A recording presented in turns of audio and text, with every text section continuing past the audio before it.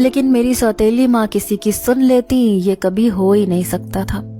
پھپھو دور سے آئی تھی اور مہمان تھی، اسی لیے ان کا تھوڑا بہت لحاظ کرتے ہوئے میری سوتیلی ماں کچھ بولی نہیں تھی، لیکن میں جانتی تھی کہ پھپھو کے واپس چلے جانے کے بعد اماں نے میرا حشر کر دینا تھا، کیونکہ وہ مجھے ہمیشہ ڈراتی تھی کہ میں کبھی کسی کو کچھ نہ بتایا کروں، ورنہ وہ مجھے میری ماں کے پاس بھیج دیں گی۔ میں نے پھپھو کو بہت روکا بھی تھا کہ میری وجہ سے وہ اماں سے لڑائی نہ کریں، لیکن پھپھو کا کہنا تھا کہ میں ان کے بھائی کی بعد میں اور ان کی بہنوں جیسی دوست کی پہلے بیٹی ہوں، وہ مجھے کبھی لاوارث نہیں ہونے دیں گی اور نہ ہی مجھ پر کسی بھی طرح کا ظلم ہونے دیں گی۔ اب میں انہیں کیا بتاتی کہ وہ تو چلی جائیں گی، لیکن مجھے یہیں رہنا ہے اور اپنی زندگی کے عذابوں کو جھیلنا ہے۔ اماں کے بعد پھپھو نے میرے ابا کو بھی لتاڑنے میں کوئی کسر نہیں چھوڑی تھی، اور ابا حیران پریشان ہو رہے تھے کہ وہ تو میرا پورا خیال رکھتے ہیں اور میری ذمہ داریاں پوری کرتے ہیں، یہاں تک کہ وہ موسم کے بدل جانے کے ساتھ میری شاپنگ کرنے کے لیے میری سوتیلی ماں کو پیسے بھی دیتے تھے، لیکن آج تک میں نے وہ شاپنگ دیکھی اور نہ ہی پیسے۔ میرے پاس جتنے بھی کپڑے اور جوتے تھے وہ سلونی کی اترن تھی، جسے میں نانی کے سامنے بڑھا چڑھا کر پیش کرتی تھی کہ میرے ابا نے شاپنگ کروائی ہے، تاکہ میری نانوں کا دل میرے ابا کی طرف سے بدظن نہ ہو۔ میری اپنے ابا کے ساتھ کبھی اتنی اٹیچمنٹ تھی ہی نہیں کہ میں ان سے کوئی فرمائش کرتی یا بتاتی کہ وہ میری ضروریات کے لیے جو پیسے اماں کو دیتے تھے وہ کبھی مجھ تک نہیں پہنچے تھے۔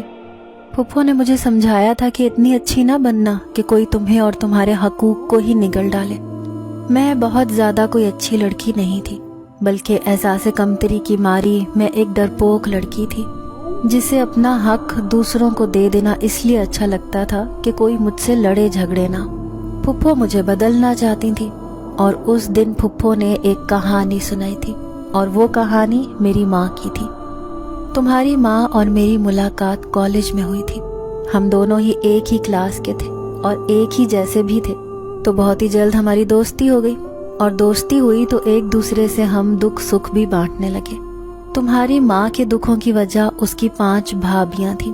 جو جانے کیوں تمہاری سادہ لوح ماں سے اختلاف پالے رکھتی تھیں، اور کوئی موقع ہاتھ سے نہ جانے دیتی تھی تمہاری ماں کو تکلیف دینے کا۔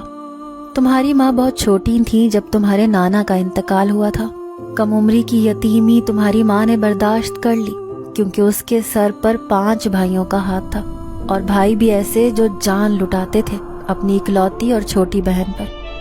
جب تک بھائیوں کی شادیاں نہیں ہوئی تھی سب کچھ ٹھیک چل رہا تھا، لیکن بھائیوں کی شادی کے بعد بھابھیوں نے تمہاری ماں کا جینا دوبھر کر دیا تھا۔